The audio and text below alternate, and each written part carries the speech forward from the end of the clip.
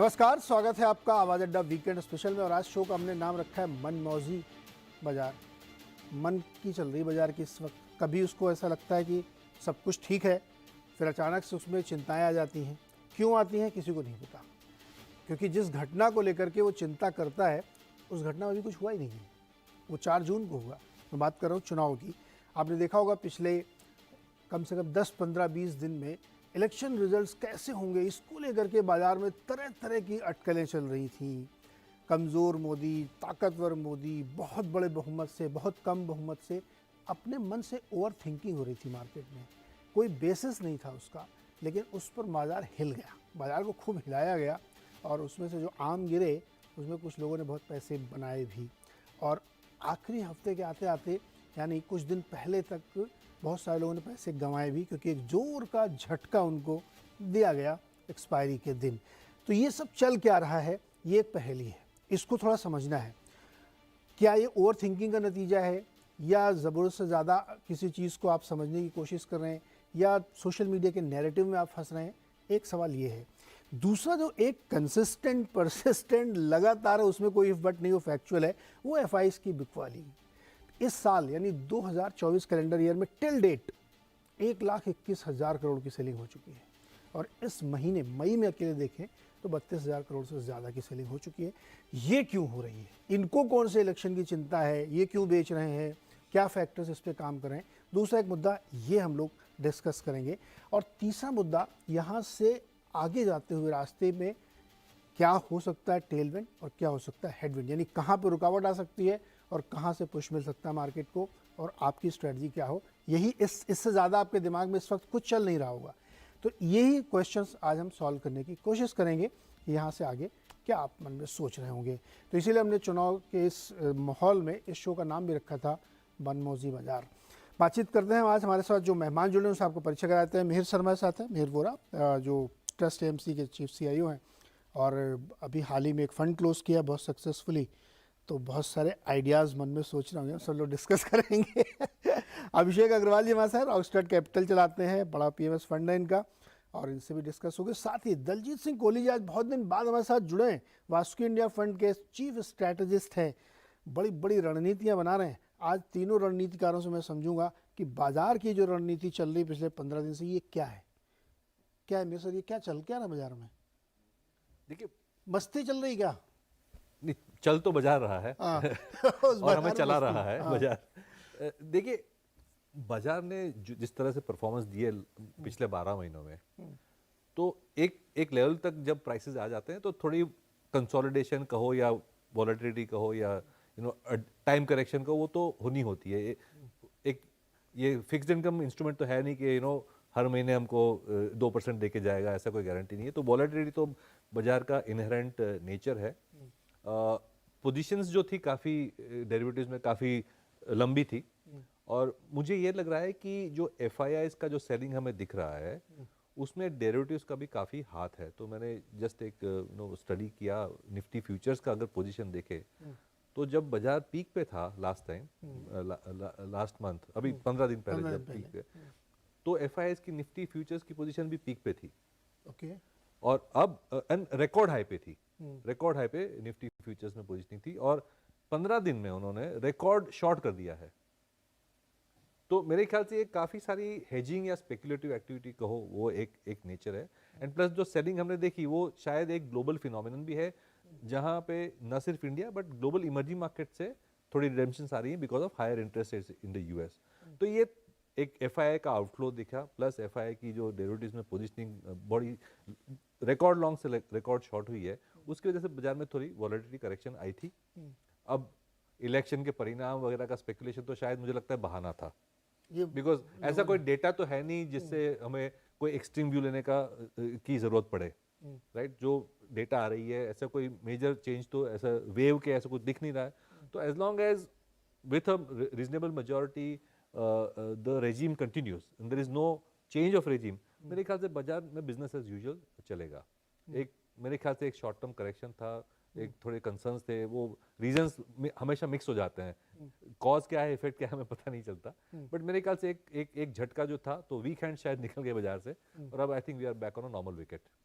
एक चीज़ और समझाइए, जैसे यूएस में ब्याज दर को लेकर बड़ी चिंता लोगों को कि वहाँ कटेगा नहीं कटेगा, तो वहाँ ये क्लैरिटी आ गई कि अब कटे चाहे ना कटे, ये कट भी सकता है, तो 2 कट शायद आ सकते हैं सितंबर ऑनवर्ड्स, या पता नहीं आएंगे कि भी नहीं आएंगे, क्योंकि डेटा अभी भी उतना कंडीशन नहीं है। लेकिन वहाँ के बाजार ने ऐसा कोई रिएक्शन नहीं दिया। इवन आप देखिए डाउ जोन्स 40,000 लाइफ हाइक उसने हिट कर दिया, S&P आप देखिए वो 5300 को क्लियर कर रहा है। तो वहाँ कोई डर नहीं है इन्फ्लेशन को लेकर के या वहाँ की इकॉनमी स्लो होने को लेकर के। एशियन मार्केट में इतना डर बना दिया गया, या भारतीय बाज़ारों में, जहाँ तो मतलब फंडामेंटली तो भारतीय बाज़ार सबसे अच्छे माहौल में, फिर भी यहाँ ने इलेक्शन वाला माहौल बना के पैसा निकाल लिया, ये ट्रैप कर दिया किसी को। ऐसा कुछ कर रहे थे क्या लोग? देखिए बाजार तो अभी भी नियर हाई पे ही है, तो करेक्शन कहाँ हुआ है बाजार में? वॉलेटिलिटी हुई है, करेक्शन कहाँ हुआ है? हाँ, वोल्टिलिटी हुई, वो 400 पॉइंट भी किया। हाँ एग्जैक्टली। तो और देखिए आपने यूएस बाजार की बात की, हायर इंटरेस्ट रेट्स की बात की, तो उसका मूलभूत कारण क्या है वो जानना, हमें वो अंडरस्टैंड करना, समझना बहुत जरूरी है। यूएस बाजार के जो इंटरेस्ट रेट्स हैं वो ऊपर जाएंगे या तो नहीं कटेंगे और हायर लंबे समय तक रहेंगे, उसका मूलभूत कारण एक्चुअली बहुत पॉजिटिव कारण है। सबसे बड़ा कारण ये कि यूएस की जो इकोनॉमी है वो सोचने से और एक्सपेक्टेशन से बहुत ज़्यादा स्ट्रांग है। क्योंकि उन्होंने क्या किया, पिछले साल 15-18 महीने पहले इंटरेस्ट रेट की तो टाइटनिंग शुरू कर दी, इंटरेस्ट रेट बढ़ाना शुरू कर दिया, क्योंकि तब इन्फ्लेशन ज़्यादा उनको दिख रहा था और होप था कि इंटरेस्ट रेट बढ़ाएंगे तो इकोनॉमी स्लो होगी, और इकोनॉमी एक्टिविटी स्लो होती है तो डिमांड कम होती है और इन्फ्लेशन धीरे धीरे करके अपने आप नीचे आ जाता है। तो इंटरेस्ट रेट तो उन्होंने बढ़ाना शुरू कर दिया और अभी भी चालू है इंटरेस्ट रेट बढ़ाना, अभी भी हाई लेवल पे इंटरेस्ट रेट्स हैं। लेकिन हुआ ये कि फेडरल रिजर्व जो सेंट्रल बैंक है उनका, उन्होंने अपना काम कर दिया इन्फ्लेशन फाइटिंग का कि हम इंटरेस्ट रेट बढ़ाएंगे इन्फ्लेशन कंट्रोल करने के लिए। लेकिन उनकी जो गवर्नमेंट है उन्होंने ऑपोजिट स्टांस लिया, उन्होंने फिस्कल डेफिसिट पे बिल्कुल कंट्रोल नहीं किया और स्पेंडिंग चालू रखी। तो एक तरफ से आप ब्रेक लगा रहे हो और दूसरी तरफ से जो सेंट्रल वहाँ की जो गवर्नमेंट है वो एक्सेलेरेटर दबा रही है। तो जो एक्सपेक्टेशन था कि यूएस जीडीपी इकोनॉमिक ग्रोथ कम होगा वो हुआ ही नहीं। तो यूएस इकोनॉमी बहुत ही ज्यादा स्ट्रांग है और उसकी वजह से इन्फ्लेशन भी इतनी जल्दी नीचे नहीं आ रही है, इसलिए इंटरेस्ट रेट्स ऊपर हैं। तो strength of the economy is actually good thing. And typically जो हेल्दी इंटरेस्ट रेट हाइक होता है वो टिपिकली ग्रोथ में ही होता है, कि जितनी ग्रोथ बढ़ती है इंटरेस्ट रेट हाई होते तो ग्रोथ को फर्क नहीं पड़ता, तो इट्स अ पॉजिटिव थिंग। तो मेन कारण ये जो है कि जीडीपी ग्रोथ पॉजिटिव सरप्राइज किया है, उसकी वजह से रेट्स हाई है। तो हमें इस बारे में एज ऑफ नाउ चिंतित नहीं होना चाहिए। हाँ, अगर रेट्स ऊपर रहे और हमें दिखने लगा कि यूएस जीडीपी क्रैश हो रही है, तब हमें चिंता का कारण है। एज ऑफ नाउ ऐसा कोई चिंता का कारण नहीं है। ओके, अभिषेक जी, पिछले जो कुछ दिनों में सब हलचल हो रही थी, तो आपके मन में क्या चल रहा था? देखिए, मन में डर तो हमेशा बना रहता है जब आप देख रहे हो तो एक ऐसी टेरिटरी में मार्केट को जो इससे पहले हमने कभी देखा डर नहीं। किस बात का था? डर इसी तरह से रहे कि वॉलेटिलिटी के अंदर में करेक्शन जब आता है तो इस तरह के चढ़ाव में उतार भी उतनी स्पीड से जाता है। एंड 2 ओकेजन्स हमने देखे लास्ट 5 महीने में जहां मार्केट ने एकाएक एक भले ही छोटा सा बट एक स्टीप करेक्शन दिया था। और क्योंकि डोमेस्टिक फंड्स की बाइंग इतनी स्ट्रांग रही है तो ऑफकोर्स मार्केट रिकवर भी कर रहा है। इसको 2 तरीके से देख सकते हैं। पहली पार्ट जैसे हम बात कर रहे थे कि क्यों स्ट्रेंथ है, मेरे हिसाब से सबसे बड़ा डिफरेंस इस बार के बुल रन में और कोई भी पास्ट बुल रन में इस बार डोमेस्टिक इन्वेस्टर्स हैं। अगर आप बाइंग देखें म्यूचुअल फंड की, लास्ट ईयर पूरे फाइनेंशियल ईयर में करीबन 1.5 लाख करोड़ की नेट बाइंग थी। एफआईज ने भी अप्रोक्सीमेट उतना ही बाई किया। दैट्स द रीज़न हमने देखा निफ्टी की जो रिटर्न्स है वो 30% सालाना रही। मिड एंड स्मॉल कैप अगर आप देखेंगे तो 60 से 70% इंडेक्स लेवल पर रिटर्न आया है 1 साल का। अब हम अगर इस साल में देखें तो ये 5 महीने का अगर मैं ट्रेंड देखूं इस कैलेंडर ईयर में, तो मोटा मोटा net selling of FIIs 35,000 crore रही है और म्यूचुअल फंड के अराउंड अगर मैं देखूं तो मोटा मोटा उतनी बाइंग हो रही है। सो बेसिकली एक तो ये हो रहा है कि कंटिन्यूसली म्यूचुअल फंड जो है वो हमें सपोर्ट कर रहा है। अगर हम महीने के एसआईपी को देखें तो 19,000 करोड़ जो है एक स्टेबल नंबर और again all time high number भी बनते जा रहा है। इसका मतलब डोमेस्टिक इन्वेस्टर्स जो है वो बहुत ज़्यादा बुलिश है इंडिया के ऊपर। एंड इलेक्शंस की हम जो बात कर रहे थे, मार्केट हमेशा एक इवेंट्स को पहले से ही टाइम कर लेता है। ये मार्केट की एक नॉर्मल खासियत रहती है हर जगह, हर तरफ से। मुझे लग रहा है कि मार्केट ने ये भलू बाती समझ लिया है कि बीजेपी शायद पावर वापस आ रही है, एंड क्योंकि वो वापस आ रही है इसलिए मार्केट में हम इस तरह का स्ट्रेंथ देख रहे हैं, क्योंकि अल्टीमेटली बाइंग तो डोमेस्टिक ही हो रही है। सो अगर कहीं डाउट या चिंता होती तो सबसे पहले पुल आउट डोमेस्टिक इन्वेस्टर्स करते हैं, जो कि ऐसा हो नहीं रहा है। हो ये डेफिनेटली रहा है कि रोटेशन है, एफआई आ रहा है, डीआई खरीद रहे हैं, एंड उसमें वॉलेटिलिटी है, एंड दैट्स ओके। मतलब इलेक्शन के टाइम पे ये एक्सपेक्टेड ही होता है, कुछ नया नहीं हो रहा है। बट नया ये हो रहा है कि इलेक्शन से पहले तक मार्केट ऑल टाइम हाई बना रहा है, ना कि रुकने के लिए तैयार हो कि चलिए इलेक्शन का रिजल्ट आते हैं फिर देखते हैं। सो ये एक दर्शाता है कि election is not the real reason for market to be volatile. That's number one according to me is the thing. Second है कि रिजल्ट अगर हम देखें ना कंसिस्टेंटली जो कि आ रहे हैं बहुत ही शानदार आ रहे हैं। सो डोमेस्टिक अगर मार्केट के अंदर में रियल में डिमांड है तो फाइनली वो दिखी कहाँ पे, वो रिजल्ट्स में दिखनी चाहिए। और वो रिजल्ट्स में हम अभी भी देख रहे हैं कि सालाना या क्वार्टर बाय क्वार्टर या ईयर ऑन ईयर बेसिस दोनों तरफ से जो नंबर्स हैं मेजॉरिटी ऑफ द कंपनीज के बहुत ही फैंटास्टिक आ रहे हैं, विच मीन्स कि ये जो रियल ग्रोथ हम बात करते हैं वो एक्चुअल है, मतलब वो फैक्चुअल है, एस्टिमेट नहीं है। Q3 के नंबर ज़्यादा अच्छे थे एज कम्पेयर टू Q4। ठीक है, हर क्वार्टर मेरे को नहीं लगता कि सामान्य हो सकता है, बट अल्टीमेटली डिसअपॉइंटमेंट ऐसा कुछ भी बन नहीं रहा है जिसको देख के हम ये सोचें कि अरे अब प्रेडिक्ट कर लेते हैं कि अब आगे आने वाले समय में ये कंपनी अच्छा नहीं करेगी। सो ऐसा क्योंकि कोई सामने प्रूवन डेटा नहीं दिख रहा है जिसके सामने आप मार्केट के अगेंस्ट में खड़े हो जाएं, यही वन ऑफ द रीज़न है कि कंप्लीटली मार्केट एक तरफा ही बिहेव कर रहा है। बिकॉज डोमेस्टिकली हमारी जीडीपी, हमारी इकोनॉमी वो भी पॉजिटिव में जा रही है जो डिपेक्ट कर रही है कॉर्पोरेट में, एंड अगेन स्ट्रॉन्ग गवर्नमेंट जिन्होंने एक ट्रैक रिकॉर्ड बनाया लास्ट 10 साल में, वो वापस अगर पावर में रिटर्न हो रही है जो कि मार्केट ऐसे दिखा रहा है। सो अगेन वो एक अपने अगले 5 साल के लिए भी एक विजिबिलिटी बनाती है। सो लेखा जोखा domestic market is definitely the outlier and outperformer than the global market. So ये मेरा पहली बात तो डोमेस्टिक मार्केट के पर से है। यूएस के अंदर में जैसे कि मीर जी ने बहुत अच्छी तरह से इस पॉइंट को कवर कर लिया कि किस तरह से वहाँ पे एक इंटरेस्ट रेट की साइकिल के पॉइंट ऑफ व्यू से वो पीक है बट स्टिल काट नहीं रहे, बट जैसे कि उनकी गवर्नमेंट कंटिन्यूसली स्पेंड कर रही है बिकॉज उन्हें कंसिस्टेंटली ग्रोथ चाहिए। तो होता ये है कि जब गवर्नमेंट खुद ग्रोथ प्रो हो जाती है, जो कि हमारी गवर्नमेंट भी है और यूएस की गवर्नमेंट भी है, तो जब गवर्नमेंट प्रो ग्रोथ है तो स्पेंडिंग होगी, और जब वो स्पेंडिंग होती है तो फिर इकोनॉमी में उस पर होता है in terms of the real numbers growth आती है। सो यही चल रहा है, पैसे एक तरफ से प्रिंट भी हो रहे हैं फ्रेशली, और हमने देखा कि कमोडिटीज़ के अंदर में भी अलग अलग लेवल्स की हाइज बन रही है। बट मुझे एक चीज़ बताइए, जब यहाँ पे भी ग्रोथ है तो इतने मैसिवली पैसा क्यों निकाल रहे हैं एफआई? कहाँ ले जा रहे हैं? चाइना ले जा रहे हैं क्या? या लोग, कुछ लोग कहते हैं कि यहाँ से निकाल के ले जाने की जरूरत ही नहीं, उनका अलग जगह का अलग अलग लोकेशन है, तो यहाँ से क्यों इतना बेच रहे हैं वो? देखिए, प्रिडिक्टेबिलिटी एफआईएस की पैसे की जो है हम इस तरह से नहीं लगा सकते, क्योंकि एफआईएस के पास पूरा वर्ल्ड है इन्वेस्ट करने के लिए। इंडिया फोकस्ड जो फंड्स होते हैं वो लॉन्ग टर्म इन नेचर वाले होते हैं, वो अलग से हम देखते हैं। बट लार्जली कुछ सारी एक्टिविटीज़ हेज फंड्स की भी होती है कि जहाँ पोर्टफोलियो हेज कर रहे होते हैं, क्योंकि उनका इतना बड़ा एक्सपोजर भी है।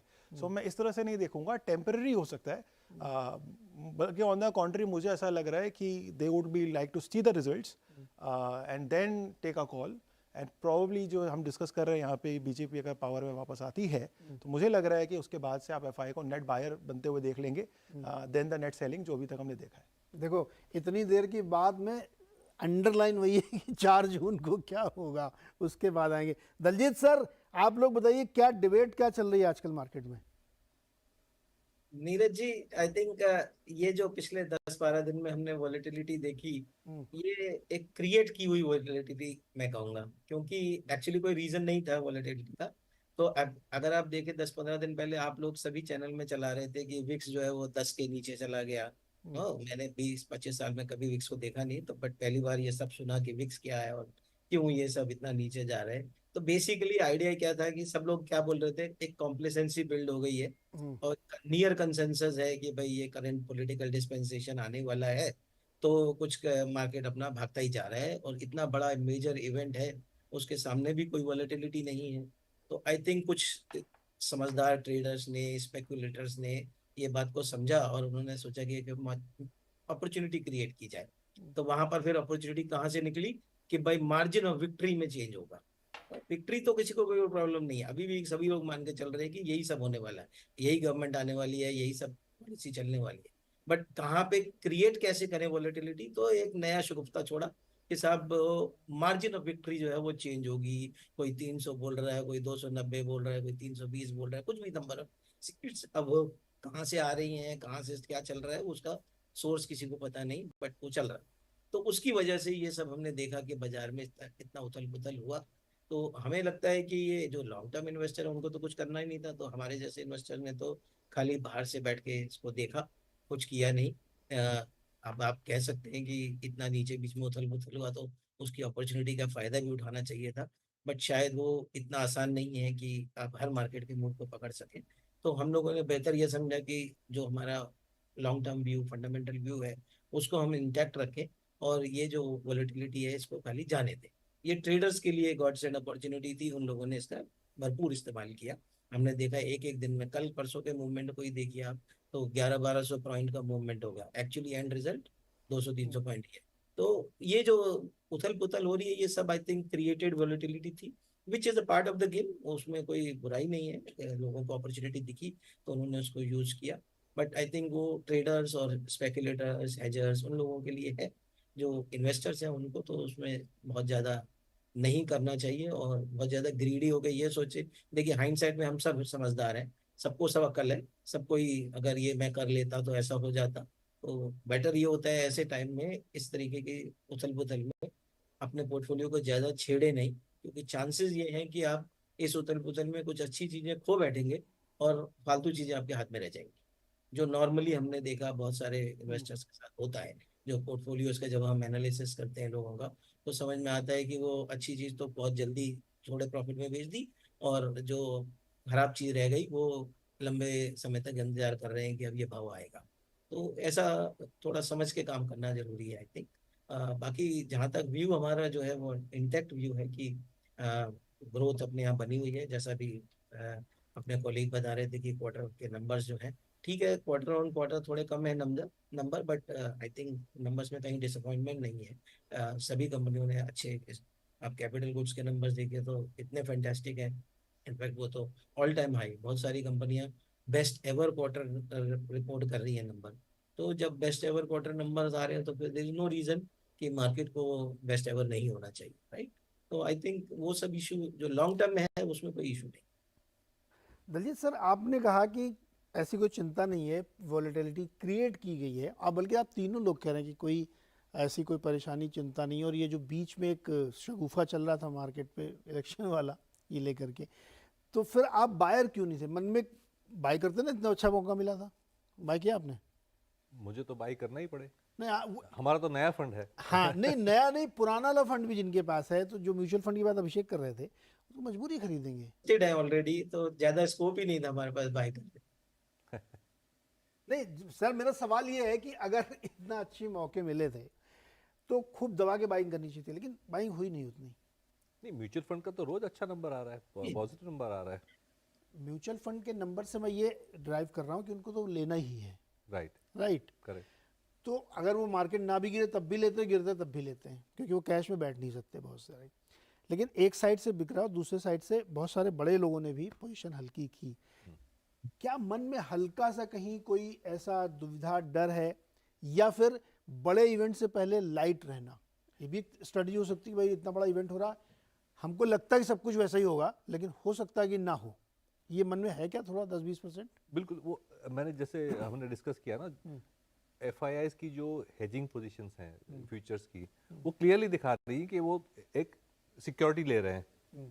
ये तो मैंने फ्यूचर्स की बात की, ऑप्शंस में भी शायद उन्होंने प्रोटेक्शन बाई किया हो, बिकॉज नोबडी लाइक्स अनसर्टेनिटी। तो प्रोबेबिलिटी शायद 1% हो या 10% हो या 20% हो कोई नेगेटिव इवेंट की, but there will always be investors who will buy some protection. And जैसे आपने कहा कि कोई अगर बड़ा इवेंट आ रहा है और ऐसी कोई मेजर और कोई इवेंट फंडामेंटली नहीं है, तो पीपल विल वेट कि चलो ये माइलस्टोन है, उसको क्रॉस करते हैं, फिर आगे जाकर नया पोजीशन लेंगे।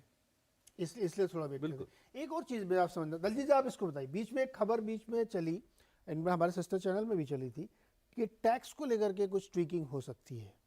उस पर बहुत स्ट्रॉन्ग रिएक्शन मार्केट ने दिया, इवन फाइनेंस मिनिस्ट्री की तरफ से उस पर बहुत स्ट्रॉन्ग रिएक्शन आया। तो ये शो करता है कि मार्केट बहुत ही शेकी ग्राउंड पे खड़ा है क्या, कि एक खबर आई, पता नहीं होगा नहीं होगा, लेकिन मार्केट ने रिएक्शन उसमें मैं तो देना शुरू कर दिया। उसको अलग तरीके से देखूंगा।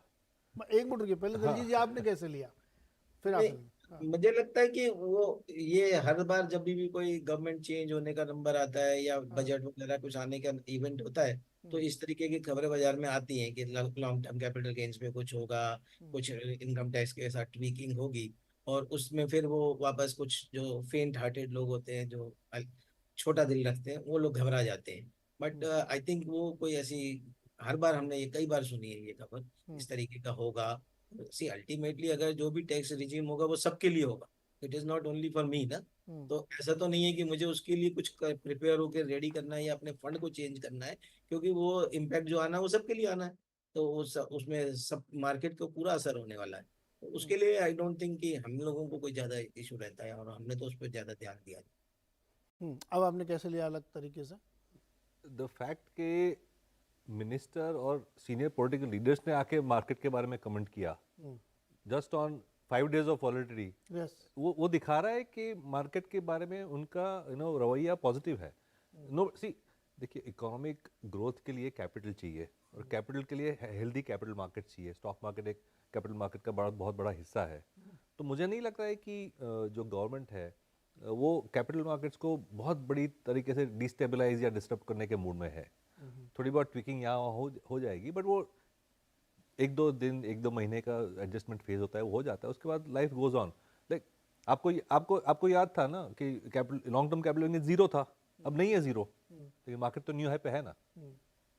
इसलिए कोई बहुत ज़्यादा नहीं। अभिषेक, क्या फिर ऐसे माहौल में जब फाइनेंस मिनिस्ट्री की तरफ से क्लैरिफिकेशन आ रहे हैं, तो एक वो इशू सेटल्ड है, इलेक्शन को लेकर के भी कोई बहुत बड़ी राय बनाना भी ठीक नहीं है, क्योंकि कोई डेटा पॉइंट नहीं किसी के पास ना। अभी तो 5वां फेज़ होना ही है, और किस तरीके से चीज़ें वहाँ पे बदलेंगी पता नहीं किसी को। वो भी एक बड़ी चिंता नहीं है। फंड फ्लो 20,000 करोड़ से ज़्यादा के आते हुए दिख रहे हैं। क्या एक जो इन्वेस्टर है जो अपने घर पे बैठा हुआ और ये पूरी तस्वीर देख रहा है मार्केट की, इस तरीके की वॉलेटिलिटी, इस तरीके के नैरेटिव्स मार्केट में, डायलॉग्स चल रहे हैं, उसको थोड़ा सा स्टेप बैक कर जाना चाहिए फिलहाल के लिए, या फिर वो इस तरह के मौके पे एग्रेसिव हो जाए? बहुत एग्रेशन तो मैं अवॉइड करना चाहूँगा, क्योंकि कुछ फैक्ट्स ऐसे भी हैं जो हमें मार्केट के पर से समझने की ज़रूरत है। 10 साल हो गए हैं मोदी गवर्नमेंट को, और 8 साल से हम बुल रन में हैं। पिछले 8 साल से निफ्टी हर साल पिछले साल से ऊपर की क्लोजिंग दी है, एंड 2.5x जो है उस बेस से रिटर्न बने हैं। मतलब 250% 8 साल का रिटर्न है, मोटा मोटा सालाना एवरेज 30%। निफ्टी की बात हो रही है, निफ्टी 50।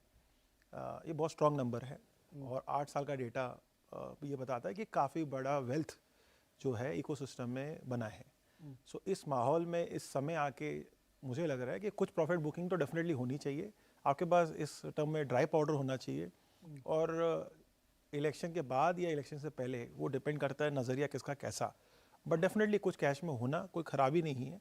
आप पूरी रैली को कैप्चर करने जाएं तो ये ज़रूरी नहीं है, और कुछ इन्वेस्टर आते हैं, कुछ इन्वेस्टर जाते हैं। एफआई की भी ऐसी कोई ट्रैक रिकॉर्ड नहीं है जहाँ पे वो हर साल ही पॉजिटिव रहे, so there is a difference.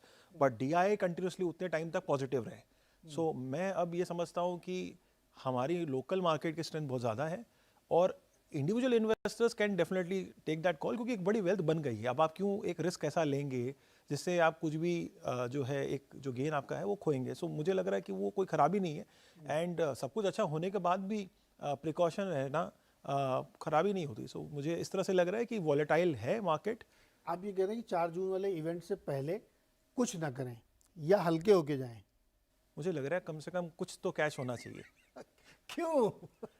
Because मुझे लग रहा है कि वॉलेटिलिटी हमारे कंट्रोल के बाहर है। और वॉलेटिलिटी वो तो होगी। डेफिनेटली है। अच्छा, मैं चलिए एक एंटीथेसिस देता हूँ। हम सब लोग बहुत पॉजिटिव सोच रहे हैं कि ये मार्केट ऐसे ही चलेगा, फंड ऐसे आते रहेंगे, एफआई भी आ ही रहे हैं, और रिजल्ट भी ऐसे ही आएंगे ना। किसी ने नहीं देखा है। मान लीजिए रिजल्ट थोड़ा सा गड़बड़ होते हैं। अब जैसे एक डिबेट ये चल रही है कि जितनी स्ट्रांग गवर्नमेंट का क्लेम किया है बीजेपी ने, उतनी स्ट्रांग नहीं आएगी। वो 400 पार या 370 पार ये सब नहीं होने वाला। पिछले साल जैसी, मतलब पिछले 2019 जैसी गवर्नमेंट ही आ सकती है, उसके आसपास आ सकती है। क्या ये भी प्राइस डिन है मार्केट में? मुझे लग रहा है कि एक नंबर के बाद कोई भी और नंबर नहीं नहीं, ये देखिए, ये ओवर थिंकिंग कर रहे हैं आप। अब मैं आपको क्यों दे रहा हूं तो आप फिर 272 वाली बात करेंगे ना। मार्केट ने ये लिया ही नहीं क्यों कि 272 के बाद का कोई भी नंबर बेकार है, क्योंकि सरकार तो उतनी में बन जाती है। मार्केट तो 370, 350, 400 इस पे डिबेट कर रहा था। मेरा क्वेश्चन वो है कि क्या मार्केट ने 300, 290 और 310 भी प्राइस इन कर लिया है? तो ये नहीं मेरे किया, हिसाब ये किया से गवर्नमेंट की वापसी फैक्टर की है। सीट के स्ट्रेंथ के ऊपर कमेंट नहीं कर सकते कि क्या कितना फैक्टर है कितना नहीं है, बिकॉज वो तो अब इस तरह के वॉलेटिलिटी बता रही है कि कुछ वर्ग में शायद कुछ और ओपिनियन है और दूसरे वर्ग में कुछ और ओपिनियन है, और यही मार्केट का नियम है, लीनियर होता नहीं है। सो बट इम्पॉर्टेंट ये है कि 2019 का भी जो नंबर था वो बहुत ही अच्छा था, और उस नंबर को सरप्राइज था, पॉजिटिव था, तो ये कोई खराबी नहीं है अगर उतने नंबर पे भी वो आगे बढ़ते हैं। सी मैं बहुत इंटरेस्टिंग बात बताता हूँ आपको। 2019 में एक जनरल परसेप्शन ऐसा ही बना था। उस समय मार्केट बहुत वॉलेटाइल था कि क्या होगा पता नहीं, किसी ने कि मतलब वहाँ पे लास्ट मोमेंट तक हमको लगता है कि इसी तरह की वॉलेटिलिटी थी, और लोगों ने, कुछ लोगों ने तो यहाँ पे ओपनली कहना शुरू कर दिया था कि शायद 180 से ज़्यादा सीटें नहीं आएंगी, है ना। 180 180 की बात हो रही थी सर, कि 180 आएंगी और फिर एक जेवी सरकार बनेगी और ये होगा वो होगा। गडकरी जी का नाम भी लोगों ने उछालना शुरू कर दिया। ये नैरेटिव्स बनने शुरू हो गए थे, बट ग्राउंड की रिपोर्ट एकदम डिफरेंट थी और बहुत मैसिव पॉजिटिव सरप्राइज हुआ वहाँ पे। इस बार भी वही लगभग स्थिति है कि ग्राउंड पे जाइए तो दूसरी तस्वीर आपको देखने को मिलेगी, नैरेटिव्स पे दूसरे चल रहे हैं। लेकिन एक ये डिबेट लोग लेके चल रहे हैं कि चूंकि 10 साल हो चुके हैं, 2 टाइम्स की एंटी इनकम्बेंसी होगी, तो कितना डिस्काउंटिंग लोगों ने करी। मेरा सवाल इसलिए मैंने आपसे ये पूछा था कि मार्केट अपने आप को उस हिसाब से पोजीशन करे, क्योंकि हाईस पे मार्केट खड़ा हुआ है। बहुत डिफिकल्ट सवाल है ये। आसान थोड़ी पूछूंगा मैं। और इस- दलजीत सर, कितनी किस तरीके की चीजों को आपने डिस्काउंट किया है? नीरज जी, मुझे लगता है आप जो कह रहे हैं वो सही है, क्योंकि मार्केट ने बहुत ज्यादा ये फैक्टर इन किया हुआ है कि सब पॉजिटिव होगा और बहुत अच्छे से 400 पार, 350 व्हाटएवर इट इज नंबर पे ना जाके भी, लेकिन मान के ये चल रहे हैं कि जो बहुत सारे इन्होंने वायदे किए हुए हैं वो सब पूरे होंगे। बट ऑब्वियसली नंबर्स कम आएंगे तो एक बार को एक नी जर्क रिएक्शन होगा। मैं भी मान के ये चल रहा हूँ कि अगर ये नंबर्स नहीं आए तो मार्केट में एक अच्छा बड़ा करेक्शन हो सकता है, 5-7% का भी करेक्शन देखने को मिल सकता है।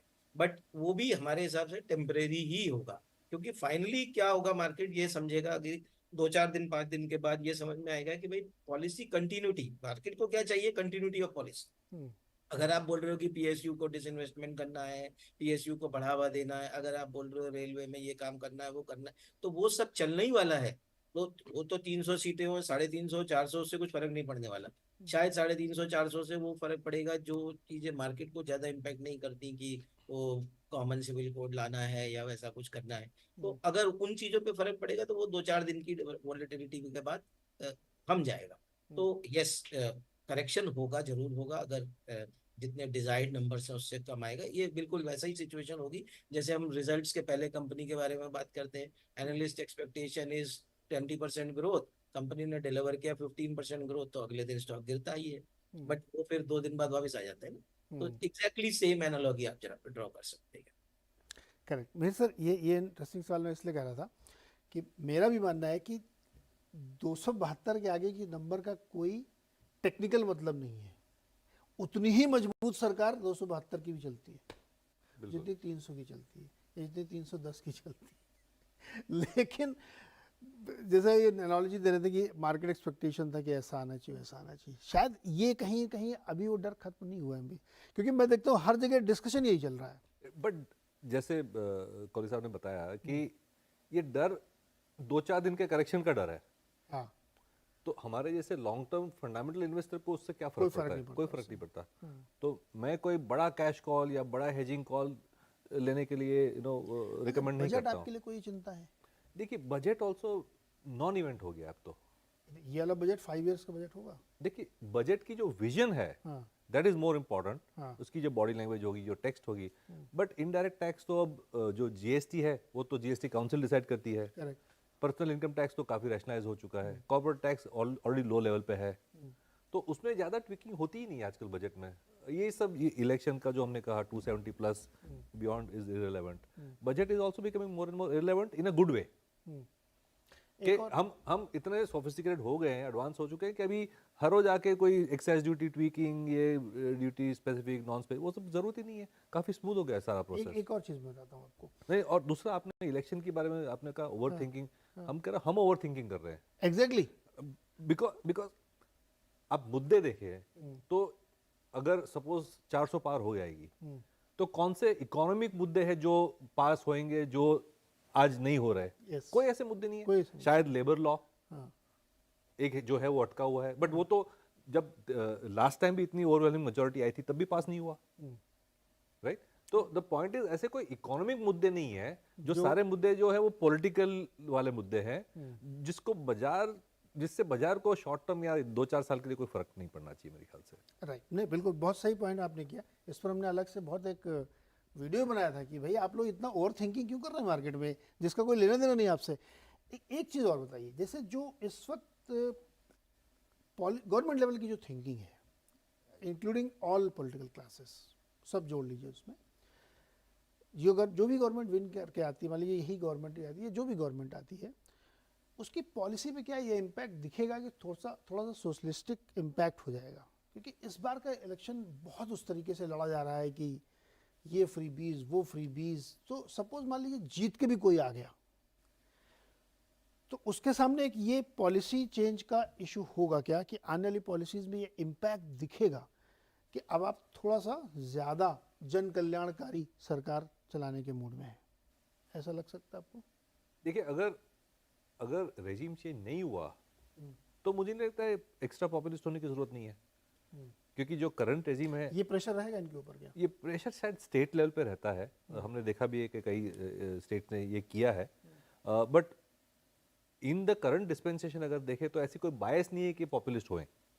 इनफैक्ट जो स्टेप्स लिए गए हैं वो एग्जिस्टिंग सब्सिडीज वगैरह जो है उनको मोर एफिशिएंटली कैसे डिलीवर करें उसमें ज़्यादा फोकस दें, एंड प्लस रेलेवेंट चीज़ें करें। फॉर एग्जाम्पल नल से जल, हर घर में बिजली, वो सब जो डायरेक्टली डिलीवर कर सकते हैं और डायरेक्ट इम्पैक्ट होता है, और उसका हमने इम्पैक्ट भी देखा है, लोगों की लाइफ में फ़र्क पड़ा है और शायद उसकी वजह से वोटिंग में भी फ़र्क पड़ा है। तो ब्लैंकेट पैसा बांटना अगर सोच रहे हैं तो मुझे नहीं लगता कि ऐसा कोई माइंडसेट है। ओके, इस क्वेश्चन को मैं यहाँ पे फोकस करता हूँ कि जो नंबर से आप जीत के आएंगे ये डिसाइड करेगा कि आपकी पॉलिसी का टोन टेनर क्या होगा।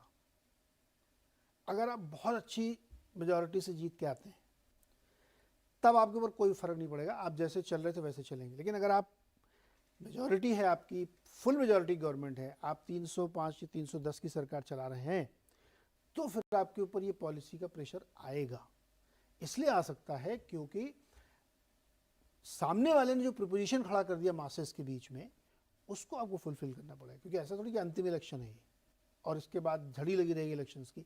तो क्या ये डर है अभिषेक जी मार्केट के लिए कि पॉलिसी में ट्विकिंग आ सकती है अगर बहुत ओवरवेलमिंग इस गवर्नमेंट नहीं आई तो?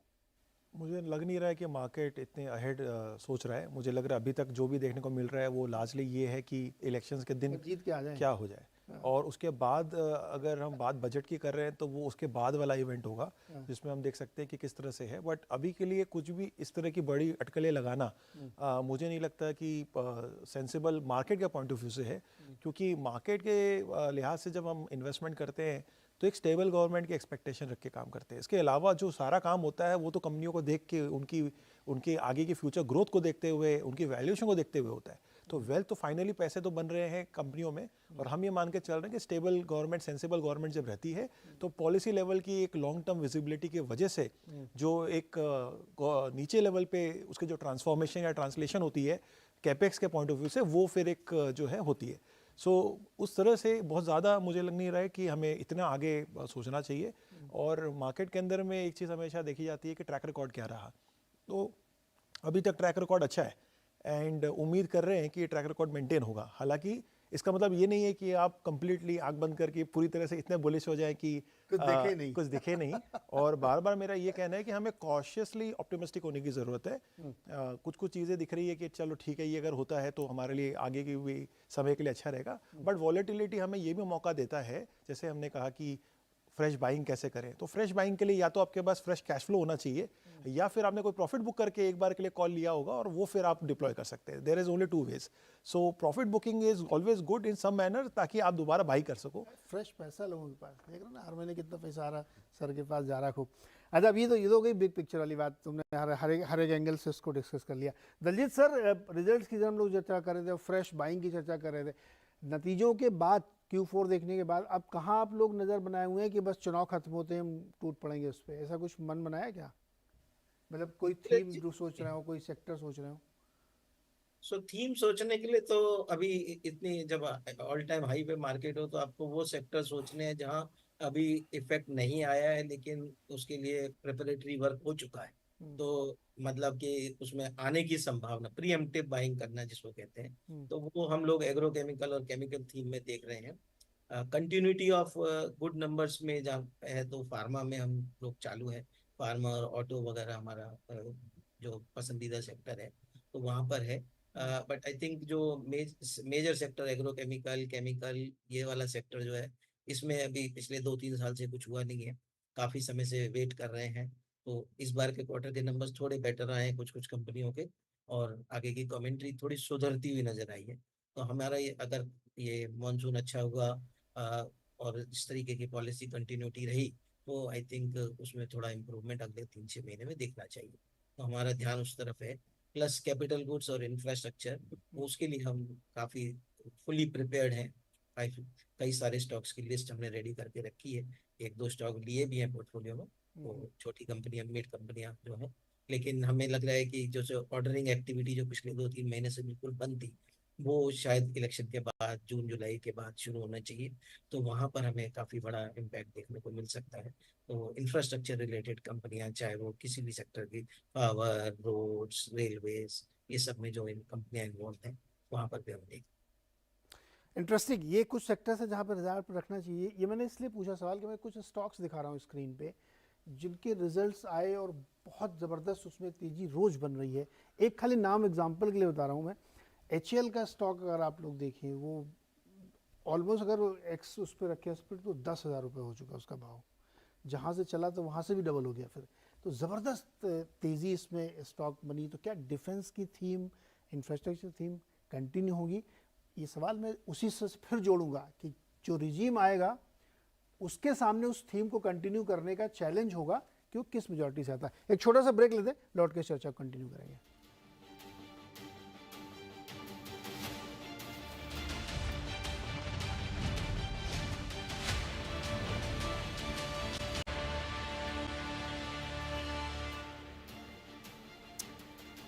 स्वागत है एक बार फिर से आपका। और आज हम डिस्कस कर रहे हैं कि इस हफ्ते में जो तमाम सारी घटनाएं हुई मार्केट की, उसको लेकर के आपके दिमाग में क्या क्या सवाल आ रहे हैं, उसको हर एंगल से मैंने पूछने की कोशिश की, समझाने की, कि जिससे आपको ये क्लियर हो जाए कि चुनाव को लेकर के, FI को लेकर के क्या हो सकता है। कमज़ोर सरकार, मजबूत सरकार, हल्की सरकार, भारी सरकार, सब प्रॉज एंड कॉन्स आप सोच लीजिए। कई सारी रिपोर्ट्स भी इसमें आ गई, बाकायदा लिखी गई है कि इस तरह की सरकार आएगी तो ये सेक्टर नज़र पर रखिए, इस तरह की सरकार आएगी तो ये रखिए। तो ये इसीलिए कोशिश हमने की।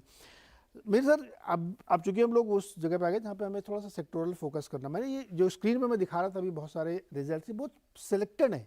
इसका मकसद ये नहीं था कि हम बहुत सारे रिजल्ट दिखाना चाहते थे। बहुत अच्छे रिजल्ट्स आए, स्टॉक में बहुत अच्छे परफॉर्मेंस देखे, कुछ कुछ पॉकेट्स में अनइंटरप्टेड रैली चल रही है।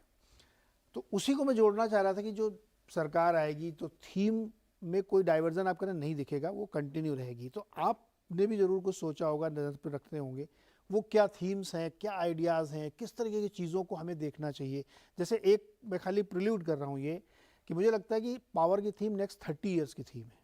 कोई भी सरकार आए, मतलब टॉम डिक एंड हैरी भी अगर PM बन जाएगा ना, तब भी वो उससे हट नहीं सकता, क्योंकि वो अब इनबिल्ट हो गई है। तो ऐसी क्या आपके दिमाग में बहुत सारी थीम्स हैं जो आप सोच रहे हो, जिसकी स्टडी आप कर रहे हो? बिल्कुल। बेसिकली जिस तरह से हमारी डेमोग्राफिक्स जा रही है और गवर्नमेंट पॉलिसी जा रही है, बहुत ही क्लियर हो रहा है कि हमें जॉब क्रिएशन करना है। और इंपोर्ट सब्सटीट्यूशन करना है और एक्सपोर्ट पावर हाउस बनना ही पड़ेगा। और डेमोग्राफिक्स हमारे फेवर में है, क्योंकि जो सबसे बड़ा सप्लाई ऑफ लेबर चाइना का था वो पीक हो चुका है, उनकी तो working age population already decline घट रही है और इंडिया की वर्किंग एज पॉपुलेशन बढ़ रही है, तो नेचुरली जो मैन्युफैक्चरिंग वगैरह है वो इंडिया आएगा और आ रहा है। सो हमारी जो 3 बड़ी थीम जो हम खेल रहे हैं, सबसे बड़ी थीम है फिजिकल एसेट क्रिएशन, जिसमें हमने जैसे पावर के बारे में बताया, बट पावर के अलावा भी ओवरऑल मैं देखूं तो फिजिकल एसेट हमें बनाने हैं। अब तक हम देखें लास्ट 10-15 साल में हमारी इकोनॉमी का ग्रोथ जो है वो कंजम्पशन से आया है, कंज्यूमर सेक्टर से आया है, बट ये सस्टेनेबल नहीं है, क्योंकि हमें तो जो कंज्यूम करते हैं वो बनाना भी तो पड़ेगा। अभी तक तो हम इंपोर्ट करते हैं और जितनी हमारी जीडीपी बढ़ती है उतना हमारा ट्रेड डेफिसिट बढ़ता है, वो हेल्दी नहीं है। तो एक फिजिकल एसेट क्रिएट करके हमें खुद मैन्युफैक्चर करके सेल्फ सफिशिएंट बनना है और एक्सपोर्ट भी करना है। तो उसमें मैन्युफैक्चरिंग, इंफ्रास्ट्रक्चर, रियल एस्टेट, और उसमें भी सब सेगमेंट देखिए, construction, capital goods, railways, defence, power, ये सारी जो हमने थीम्स डिस्कस करी, वो ब्रॉडली एक मैं बताऊंगा कि हमें मैन्युफैक्चरिंग पावर हाउस बनना है और उसके लिए इंफ्रास्ट्रक्चर चाहिएगा और रियल एस्टेट चाहिएगा। तो ये एक बहुत बड़ा फिजिकल एसेट क्रिएशन का थीम जो है वो बन रहा है और वो मेरे ख्याल से बनता रहेगा। सेकंड इज, जिस तरह से हमारी इनकम लेवल का ट्रांजिशन हो रहा है, हायर इनकम कैटेगरी की जो ग्रोथ है वो ज़्यादा है, तो जो प्रीमियम आइटम्स हैं उनकी कंजम्पशन ज़्यादा ग्रोथ रेट पे बढ़ेगी। तो प्रीमियम कंजम्पशन एक और बड़ा थीम है। वैल्यू में भले कम हो लेकिन रेट बहुत तेज होगा उसका। बिल्कुल, ग्रोथ रेट बहुत ज़्यादा होगी वो प्रीमियम कंजम्पशन वाली आइटम्स की। और उसी में जो डेमोग्राफिक्स और इनकम लेवल की बात करें तो फिनेंशियलाइजेशन सेविंग्स जो है वो एक्सेलरेट होता रहेगा। तो उसमें आपके पास आ जाती है, जो बैंकिंग तो छोड़िए, वो तो ट्रेडिशनल सेक्टर है, लेकिन brokerage, wealth management, insurance, exchanges, ये जो सारी है जो हायर सेविंग्स को फनल करेगी फाइनेंशियल मार्केट्स में, वो सारी जो कैटेगरीज है वो ज़्यादा ग्रो करेगी। और जो फिजिकल एसेट एक हो गया, प्रीमियम कंजम्पशन और फाइनेंशियलाइजेशन और सेविंग्स एक हो गया, और थर्ड है डिसरप्टिव टेक्नोलॉजीज, जो नए बिजनेस मॉडल्स आ रहे हैं टेक्नोलॉजी को यूज़ करके, या बिजनेस टू बिजनेस हो या बिजनेस टू कंज्यूमर वाले जो है, जो नए बिजनेस मॉडल्स क्रिएट कर रहे हैं, जिसमें हमने 4-5 बड़ी लिस्टिंग्स देखी लास्ट 2 साल में, और जो एग्जिस्टिंग बिजनेस मॉडल को डिसरप्ट कर रहे हैं। तो नए बिजनेस मॉडल्स भी आ रहे हैं और एग्जिस्टिंग को भी थ्रेट आ रहा है, तो दोनों तरह से हमें देखना है। तो ये मेरे ख्याल से ये ट्रेंड भी बढ़ता रहेगा। और नई न्यू एज जो टेक्नोलॉजी वाली कंपनीज हैं, आईटी सर्विसेज की बात नहीं कर रहा हूँ, बट न्यू एज टेक्नोलॉजीज जो कंज्यूमर B2B सारी कंपनीज हैं, वो उसके बहुत सारे NFOs आएंगे, IPOs आएंगे और काफ़ी सारे लिस्टिंग होंगी उसमें। तो ये एक बड़ा थीम बनने वाला है और मुझे लगता है कि नेक्स्ट 5-10 साल में ये एक मार्केट के पास सिग्निफिकेंट पोर्शन बन जाएगा। बैंक इसमें कितना रोल प्ले करेंगे? ठीक है, बैंक तो एक हम कहेंगे इंफ्रास्ट्रक्चर है, सपोर्ट है। तो जितना भी आपको जीडीपी ग्रोथ करना है तो बैंकिंग और फाइनेंशियल सिस्टम का तो आपको सपोर्ट चाहिएगा ही। तो बैंक्स तो हमेशा अच्छी तरह से ग्रो करेंगी, उसमें कोई दो बात नहीं है। बट मैं कह रहा हूँ कि बैंकिंग की जो आउट परफॉर्मेंस हमने लास्ट 10 साल में देखी है, उससे भी ज़्यादा शायद आउट परफॉर्मेंस ये सब नए सेक्टर्स में हमें दिख सकती है। ओके, आईटी सर्विसेज में आप नहीं लगता आपको कुछ बन पाएगी बात? आईटी सर्विसेज में मुझे लगता है कि we will be back to pre covid वाला जो ग्रोथ लेवल था, हाई सिंगल डिजिट वाला जो ग्रोथ लेवल था, उस पे जाएंगे। और हमने ये सब सेक्टर्स की बात करी जहां हमें बहुत ज़्यादा एक्साइटिंग ग्रोथ दिख रही है, तो आईटी सर्विसेज रिलेटिवली स्पीकिंग इतनी अट्रैक्टिव नहीं दिखती। तो इसमें करेक्शन होना चाहिए सर आईटी में? हो ही रहा, अंडर परफॉर्मेंस तो हो ही गया है। अभी टाइम करेक्शन तो हो ही रहा है, कम से कम हो ही रहा है, बिल्कुल हो रहा है। अभी वैल्यूएशन बहुत हाई है इनके आईटी कंपनी सर्विसेज वालों के। और जो कोविड में जो ग्लोबल आईटी की स्पेंडिंग हुई है, वो एक मेरे ख्याल से 2-3 साल का एक बंचिंग अप था, एक्सीलरेटेड स्पेंडिंग था। यस। और तो उसको हमने एक्स्ट्रापोलेट करके वैल्यूएशन हाई कर दिए थे आईटी सर्विसेज के। वो मेरे ख्याल से अब करेक्ट हो रहे हैं, क्योंकि वो जो हमने 21-22 वगैरह में जो ग्रोथ देखी आईटी सर्विस की, वो मुझे ख्याल से एक वन ऑफ था, वो सस्टेनेबल नहीं था। ओके, अभिषेक, इंडिया ग्रोथ स्टोरी की बिग थीम आपकी क्या है? मुझे लग रहा है कि पहली बात, पूरा फोकस जो है वो डोमेस्टिक होना चाहिए। और डोमेस्टिक में मुझे लग रहा है इंडिया जो है हाई वैल्यू चेन मैन्युफैक्चरिंग के अंदर में एंटर कर रहा है, जो इससे पहले कभी भी इतनी बड़ी सोच नहीं होती थी। इसका सिंपल उदाहरण हम कह सकते हैं सेमीकंडक्टर के अंदर में हमें पता है कि ताइवान जो है वो लीडिंग कंट्री है, और उनके पास हाई वैल्यू जो उनके सेमीकंडक्टर की जो बिजनेस है, जो 40% ऑफ द वर्ल्ड सेमीकंडक्टर की बिजनेस को वो कंट्रोल करते हैं। दैट शोज़ कि एक छोटी सी कंट्री ने कितना बड़ा मुकाम हासिल किया because of the focus. And अब हमारे यहाँ पे भी वो फोकस जो है वो दिख रहा है। हमने देखा है टाटा ग्रुप ने किस तरह से इसकी अनाउंसमेंट की, वेदांता ने अनाउंसमेंट की, हमने आज शायद आज कल के न्यूज़ में भी जोहो के फाउंडर ने भी सेमीकंडक्टर में, अब सेमीकंडक्टर काफ़ी बड़ा स्पेस होता है और उसमें भी लो मिड हाई सेगमेंट्स होती है, तो डेफिनेटली हाई में तो अभी थोड़े दूर है, मगर शुरुआत अब हमने कर ली है और ये इटसेल्फ बहुत बड़ा बिजनेस बन सकता है इंडिया के लिए। सो मुझे लग रहा है एक तो वो एक पार्ट आता है, दूसरा है पावर। सो पावर की जैसे आपने भी थीम कही, क्लीन पावर, ग्रीन पावर, सो वो एक चीज़ आगे भी चलती रहेगी। मुझे नहीं लग रहा कि वहाँ पे कहीं पे भी रुकाव है। ईवी इंफ्रास्ट्रक्चर अभी तक इंडिया के अंदर में इतनी ज़ोरों से काम चल रहा है, बट अभी भी डिमांड जो है वो है और उसके सामने जो अपॉर्चुनिटी है वो भी उतनी ही बड़ी है और उसके सामने अभी तक कोई बहुत बड़ी चीज़ हमने हासिल नहीं की है। सो इसका मतलब ये है कि ये थीम को 1-2 साल की नहीं होगी। आपने जैसे कि कहा कि बहुत लंबी की थीम है और मुझे लग रहा है कि वैसे बनना चाहिए। और आप देखें तो कंपनी भी फिर वैसे सपोर्ट करती है। आप देखें अदानी पावर ने एक सिंगल लोकेशन में 30 गीगावाट के प्लांट को सेटअप किया है, जहाँ पे नेक्स्ट ईयर से वो 5 गीगावाट वहीं से शुरू कर रहे हैं। इतनी बड़े स्केल की जो प्लांट है, जो पावर प्लांट है, वो वर्ल्ड में कहीं नहीं है। तो आप ये सोचिए कि अब इंडिया इतनी बड़ी साइज में सोचना शुरू कर चुका है, जो ग्लोबल फर्स्ट होने लग गया है। अब मोदी जी को कितनी बार सुनते हुए सुने हैं कि हमें अब ग्लोबल फर्स्ट, इंडिया फर्स्ट करना है। सो जब आप ऐसे थिंकिंग में जाते हैं तो अब आप ये नहीं सोचते कि मैं इंडिया से बेटर, मैं यूएस से बेटर करूँ कि मैं चाइना से बेटर करूँ, मैं ये सोचता हूँ कि मैं सबसे बेहतर करूँ। सो ये बहुत बड़ी चेंज है और उसके अंदर में ओवरऑल ही ये तेज़ी बनी रहेगी। डिफेंस, आप देखिए डिफेंस के अंदर में किस तरह के अपग्रेडेशंस हमने देखी है। रफाल आया, हमने नेवी के अंदर में देखा तो विक्रांत जो है, नया विक्रांत जो है वो लॉन्च हुआ। ये सब 8 साल की कहानी है और आगे भी चलती रहेगी। और उसमें भी अब हम एक्सपोर्ट करने की बात कर रहे हैं। ब्रह्मो मिसाइल हम एक्सपोर्ट कर रहे हैं छोटी छोटी कंट्रीज़ में, जिधर मोदी जी ज़्यादा विजिट करते हैं। लोग हंसते खेलते रहते हैं कि इतने ट्रैवल करते हैं अलग अलग कंट्रीज़ में, फ़ायदा क्या है? फ़ायदा यही है, एक्सपोर्ट। हमें एक्सपोर्ट देखना है और सारी की सारी एक्सपोर्ट आपकी चाइना और अमेरिका नहीं कर सकते। इंडिया के पास भी कुछ स्ट्रेंथ है, बट क्योंकि पास्ट के अंदर में बैगेज हमारे काफ़ी थे, पॉलिसी लेवल पे कह लीजिए या फोकस लेवल पे कह लीजिए या एक इच्छा शक्ति कह लीजिए, तो अब वो डेफिनेटली एक वन साइडेड तरफा हम देख रहे हैं कि तेज़ी उधर बनी हुई है, फोकस बना हुआ है और अल्टीमेटली आउटपुट में तो एग्जीक्यूट हो ही रहा है। So we are only making comments कि हमने अभी तक क्या देखा है और ये थीम आगे भी कंटिन्यू होगी। नई थीम क्या इमर्ज हो सकती है, मुझे लग रहा है कि वो डिपेंड करेगा अब जब गवर्नमेंट आती है वापस और वो फिर क्या सेटअप करती है अपने थॉट्स में या क्या अगला विचार उनके रहता है कोई नई जगहों पे, तब पता चलेगा। इससे पहले हर बार गवर्नमेंट ने पहले से ही डिफाइन किया है कि उनकी फोकस कहाँ रही है और इसलिए ये आउटकम आया है। तो सोलर पावर बहुत करीब है दिल के, तो सोलर पावर में काम भी हो रहा है और सोलर बहुत काम हो रहा है, हो भी रहा है। बट मेरे हिसाब से वो आप एक ज़माने में ये बहुत बड़ी चीज़ हो रही थी कि अब सोलर में कितना हो सकता है। आज के डेट में तो जैसे मैंने कहा हाई वैल्यू की बात करें, डिफेंस के अंदर हम नंबर्स देखिए किस तरह के एक्सपोर्ट्स हम कर रहे हैं, अनबिलीवेबल। और आप ये भी देखिए कि सेमीकंडक्टर की कितनी बड़ी बिजनेस अभी होगी। अभी ये स्टार्टिंग थीम है। अगर हम ये कहेंगे कि कौन सी थीम पकड़नी है तो सेमीकंडक्टर डेफिनेटली एक बहुत बड़ी थीम होगी जो अगले 5 साल में डेफिनेटली स्पैन आउट होगी या और लंबा उसका ट्रेंड रहेगा। सो ये कुछ सेक्टर्स है जो कि ऑलरेडी मिहिर जी ने भी जैसे कवर किए ही हैं कि ब्रॉडर लेवल पे सब चीज़ चल रही है। ऐसा कुछ नहीं है कि आप सोचेंगे कि भाई ये 3-4 सेक्टर ही है जिसे हमें फोकस करना चाहिए, क्योंकि मार्केट में भी आप देखें तो सब तरह के सेक्टर से पार्टिसिपेट किया है। पीएसयू हम करते थे, रेलवेज की हम मजाक उड़ाते थे, रेलवेज के परफॉर्मेंस आप देखिए कि किस तरह का तो उनका ऑर्डर बुक है और किस तरह के तो एग्जीक्यूशन है और किस तरह का तो प्राइस परफॉर्मेंस है। So you can't ignore anything. एक पूरी होलिस्टिकली इंडिया ग्रो कर रही है। हम ऑलरेडी मार्केट कैप पे 5th लार्जेस्ट हो रखे हैं और इकोनॉमी वाइज तो 3rd या लार्जेस्ट हो रखे हैं। सो इस तरह से तो वो ज़्यादा बचा नहीं है। इसमें जानते हैं अभिषेक, एक और सवाल मेरे मन में आ रहा है। पहले मैं कोहली जी के पास जाता हूँ, फिर आप लोग के पास आता हूँ। इस सवाल जब मुझे आप दोनों से चाहिए। कोहली सर, ये बताइए, आपने सेक्टर की डिस्कशन किया, आइडिया ऑफ इंडिया की जो पूरी थीम हम लोग लेके चल रहे हैं यहाँ पे कि जो भी सरकार है जीत के आए, उसके सामने एक बड़ी चुनौती होगी कि हम बहुत मैकेनाइज हो रहे हैं और हमें नहीं, पूरी दुनिया हो रही है। बहुत ज़्यादा टेक्निकल अपग्रेड्स हो रहे हैं एग्रीकल्चर से लेकर के डेली लाइफ तक में, और हम बात कर रहे हैं कि हमें डेमोग्राफिक डिविडेंड चाहिए। हमारे सामने एक चैलेंज ये है कि क्या हम जो भी मैन्युफैक्चरिंग कर रहे हैं या फिजिकल एसेट्स क्रिएट करें, क्या उसमें उतना लेबर इंटेंसिव काम होगा क्या, या डायरेक्टली मैं कहूँ तो उतने जॉब क्रिएशन कैसे होंगे?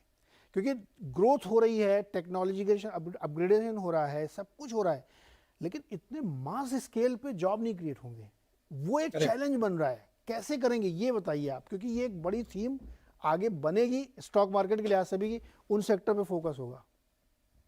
बिल्कुल ठीक कहा नीरज जी आपने, और ये एक चिंता करने का विषय है, सभी को सोचना भी चाहिए, क्योंकि जितना हम मैकेनाइज करते जाएंगे, ऑटोमेट करते जाएंगे, तो ऑब्वियस है कि उसका असर हमारी लेबर फोर्स पे पड़ेगा। और ऐसी कंट्री जहाँ पर इतना बड़ा यूथ पॉपुलेशन है और उसको एम्प्लॉय करना बहुत जरूरी है। नहीं तो डिविडेंड, ये डेमोग्राफिक डिविडेंड की बात हम पिछले 10-15 साल से सुनते आ रहे हैं, राइट। और अगर इसको प्रॉपरली चैनलाइज नहीं किया तो ये इसका बेनिफिट नहीं मिलेगा। तो ओनली वे जो हमको समझ में आता है वो ये है कि रीस्किलिंग करना है। तो बहुत सारे जो पहले के जो जॉब्स थे वो अभी शायद इररिलेवेंट हो गए, या जो अब आप सिंपल सा समझिए कि जो सेक्रेटरी लेवल के जॉब थे, जो एडमिन लेवल के जॉब थे, आज वो उनकी जरूरत ही नहीं है, बिकॉज बहुत सारा काम हम ऑटोमेशन से कर सकते हैं। तो इसका मतलब ये हुआ कि जो लोग उसमें इन्वॉल्व थे उनको क्या हम रीस्किल करके कुछ और काम करा सकते हैं। तो अभी हमने मोबाइल फोन्स वगैरह एक्सपोर्ट करना शुरू करे हैं। बहुत सारे वो जो लोग जो एडमिन का काम कर रहे थे वो इस काम में आ सकते हैं। तो इस तरीके से कुछ जॉब प्रोफाइल चेंज करके रीस्किलिंग करके उस पर बहुत ज्यादा ध्यान देने की जरूरत है। I think we are still lacking there. बहुत ज्यादा काम करने की जरूरत है, वहाँ पे बहुत बड़ा लैक है। अभी उस तरफ आई थिंक कोई ज्यादा ध्यान दिया नहीं जा रहा है।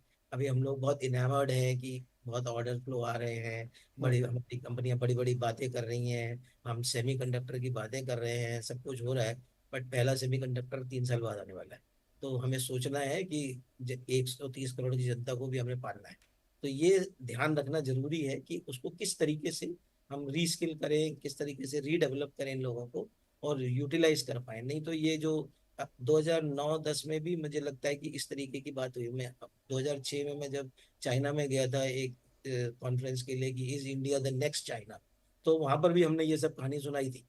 और उसके बाद से आज तक वो कहानी ही रह गई, अभी तक वो दिखी नहीं है। एक्चुअल में होने में बहुत डिफरेंस है। तो ये चीजें ऑब्वियस है कि 20 साल 50 साल लगते हैं सबको होने में। जी। बट पॉइंट ये है कि इस पे सोच करके काम उस तरफ जारी करना है। अभी तक उस दिशा में ज्यादा काम हुआ नहीं। जी। भाई सर, यही सवाल मेरा आपसे भी है कि हमको वो इंक्लूसिवनेस चाहिए। रोबोटिक्स और एआई दो दुनिया के सबसे बड़े डिसरप्टर हैं। हमारी आईटी कंपनीज की भी हालत इसीलिए ख़राब हो रही क्योंकि एआई ने पूरा खेल बिगाड़ दिया है। अगर कोई इवेंट हम लोग या ट्रेडर हमारे दोस्त लोग प्ले करना चाहते हैं कि 4 तारीख को क्या होगा, तो 2-4 महीने की थीम बना के आप प्ले कर सकते हैं। लेकिन अगर आप वाकई रियल गुड मनी बनाना चाहते हैं तो आपको फिर गवर्नमेंट की थिंकिंग को गेज करना पड़ेगा, क्योंकि ये बहुत मैसिव चैलेंज उनके सामने है।